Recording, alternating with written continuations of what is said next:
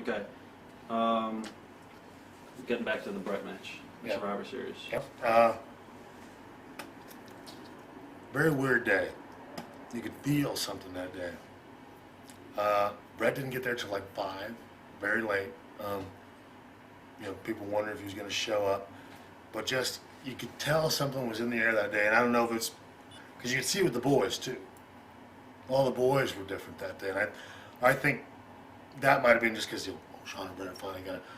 But at the same, that friction, all that stuff, sort of died down. I don't know, at least in my mind it had. But I think in the wrestling world, in the underground, the dirt sheet world, I think they had built it up into being, ooh, what's going to happen. But it was a very different day that day. But he came in, and he and Vince did their thing, and then he and I had a long, nice long talk, which will then prove what everyone wants to know.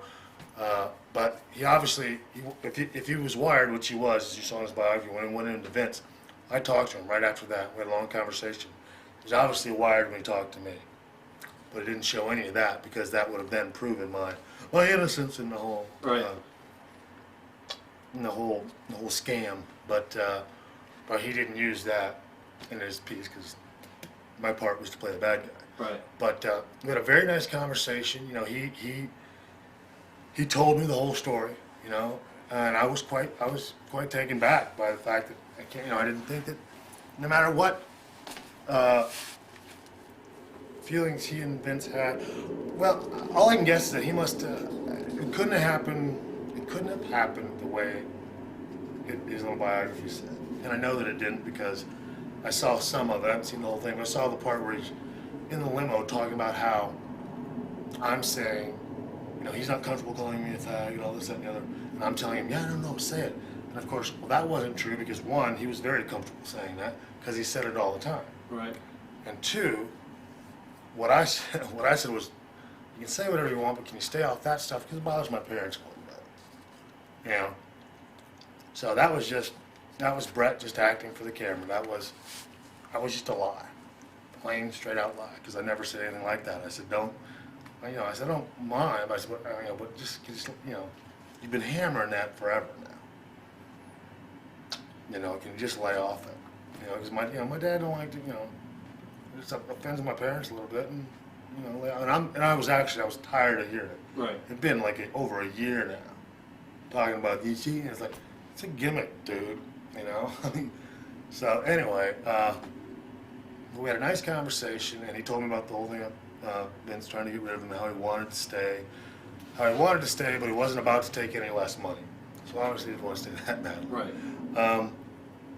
And that was the thing with Brett, is that Brett would not in a million years would admit to in any way of being maybe not fair or taking himself or things a little too serious.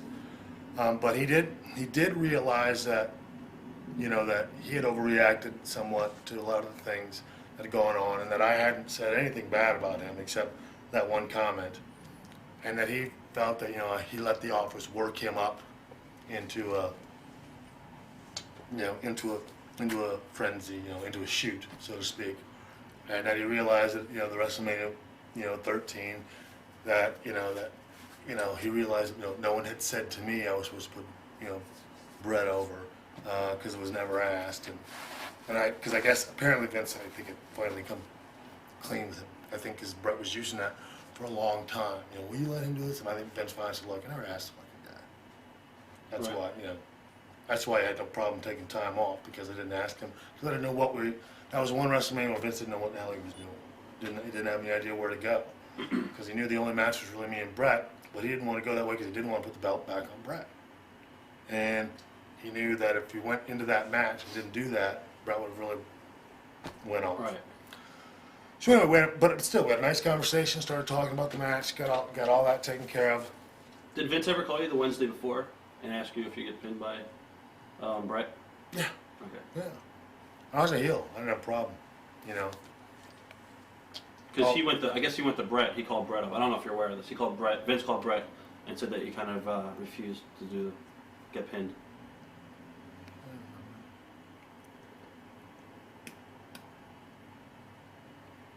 I don't know. He might have been trying to build tension between you two. Yeah, no, I can't remember. I mean, I might have.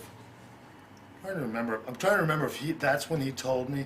I don't know if it was the Wednesday, Tuesday, whatever. Right. I mean, I remember him calling, talking about the match.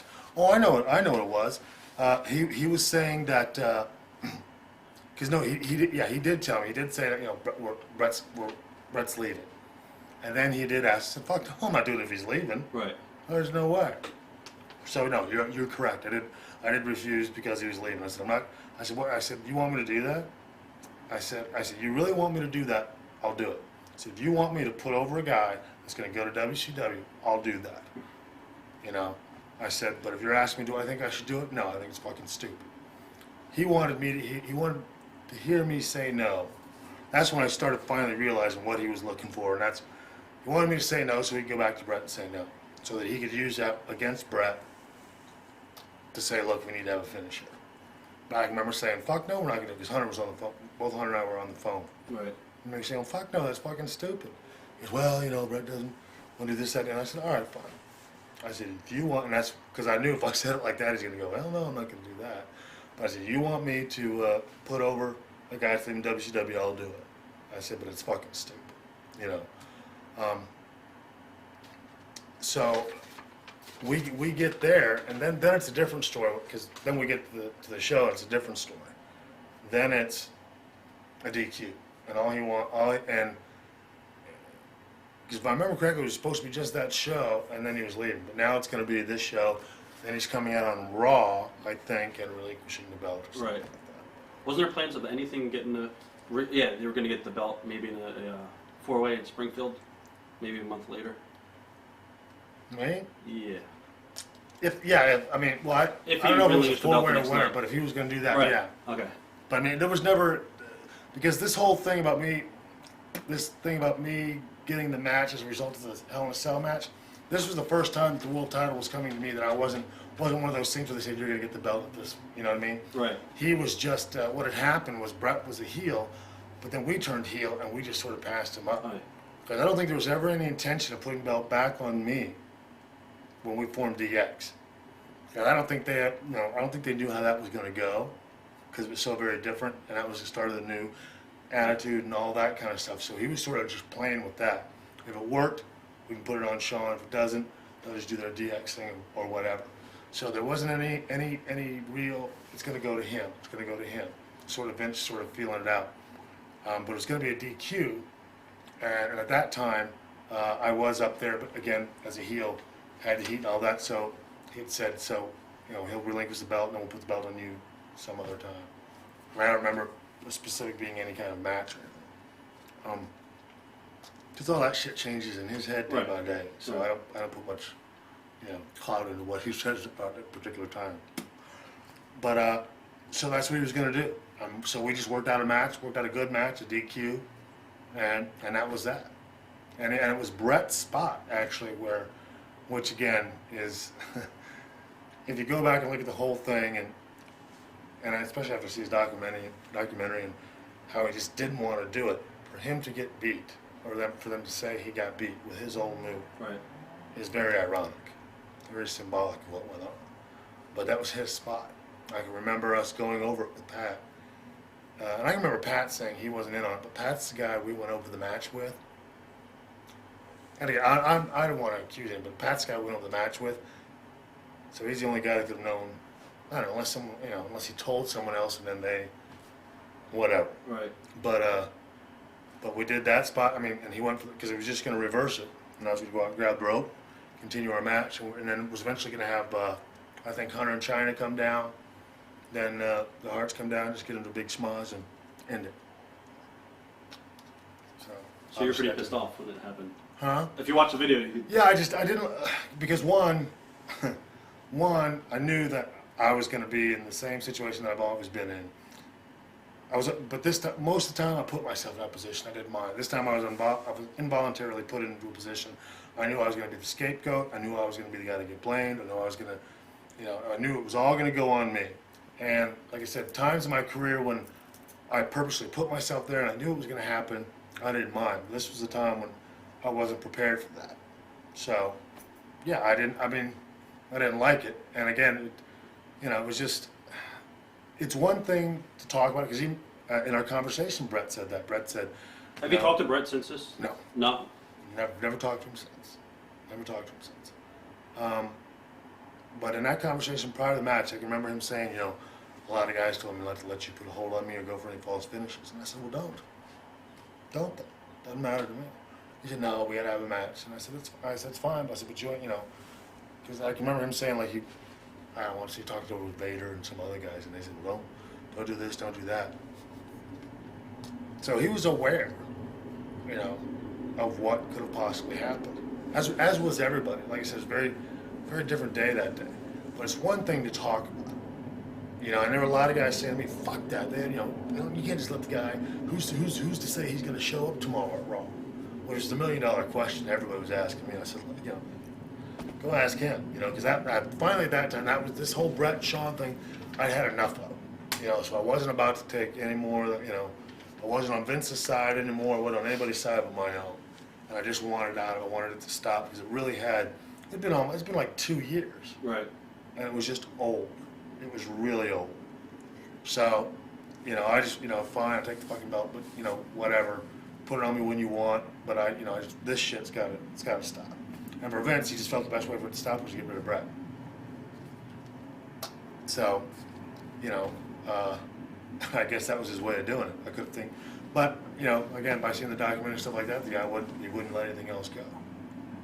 But anyway, so, you know, he still let me, I put the figure 4 on him in the match, if I remember correctly, and then we did that spot, and ding ding, he went, and outer roll went, and I was just like, fuck. You know, again, it's one thing to think, you know, one thing to say, ooh, this could happen, but it's another, I mean, that's big. That is really, really big. Right. The main event, these two guys got this big, huge thing in and out of the ring, everybody knows about it. It's just big, it's huge. That match changed the history in wrestling because eventually Vince turned himself heel because of that. Yep. Basically changed his everything. business. Yep. So. You know, but the thing is, I mean, I just didn't like that. I was the scapegoat, and I can remember Vince also saying, sometime beforehand, whatever happens,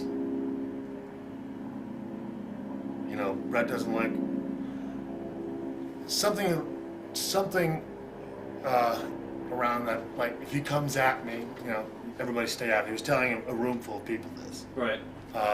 You know, his son. You know. So I guess he knew that he was, I mean, that's what I can remember people saying, that had to be a work. Because, like, he even knew that he was going to get hit. And I was right there when he did it. Hell, I saw him and he took a dive.